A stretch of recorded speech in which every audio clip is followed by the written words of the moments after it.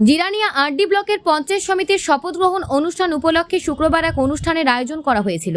আর এই অনুষ্ঠানে নবনির্বাচিত 11 জন সদস্যা শপথ গ্রহণ করেন। পাশাপাশি নবনির্বাচিত চেয়ারপারসন হিসেবে প্রীতম দেবনাথ এবং ভাইস চেয়ারম্যান হিসেবে শপথ গ্রহণ করেন রূপালী দাস।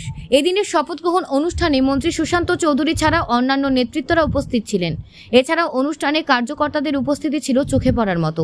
শপথ গ্রহণ উপলক্ষে আয়োজিত অনুষ্ঠানে আলোচনা করতে গিয়ে মন্ত্রী সুশান্ত চৌধুরী বলেন, ভারতীয় জনতা পার্টির নেতৃত্বে গ্রামে নতুন সরকার গঠন করছে, তাই তিনি এদিন নতুন সদস্যের ধন্যবাদ জানান। পাশাপাশি তিনি বলেন, গ্রামকে শক্তিশালী করা মানে ভারতকে শক্তিশালী করা, আর এটাকে বাস্তবায়িত করার জন্য এর পথ আরও মসৃণ করেছেন প্রধানমন্ত্রী নরেন্দ্র মোদীজি। আর সেই দিশায় কাজ করার ফলে রাজ্যে মানুষ পুনরায় বিজেপি সরকারের উপর আস্থা রেখেছে। আজকের সুন্দর অনুষ্ঠান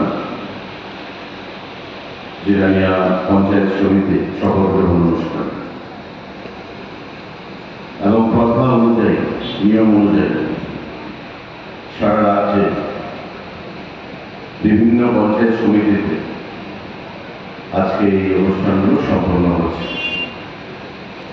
গ্রাম পঞ্চায়েত, পঞ্চায়েত সমিতি এবং জেলা পরিষদ পঞ্চায়েতের যে তিনটি ধাপ, যা ভারতবর্ষের গ্রামীণ সরকারকে আরো সংগঠিত করে, শক্তিশালী করে এবং মানুষের যে প্রত্যাশা গ্রামীণ সরকারের প্রতি, সেই পঞ্চায়েত থেকে সেই মানুষের প্রত্যাশাকে পূরণ করে। নির্বাচন অনুষ্ঠিত হয়েছে এবং নির্বাচনের ফলাফল বেরিয়েছে। সারা রাজ্যে ভারতীয় জনতা পার্টির নেতৃত্বে প্রতিটি জেলা পরিষদ, পঞ্চায়েত সমিতি এবং পঞ্চায়েতগুলোতে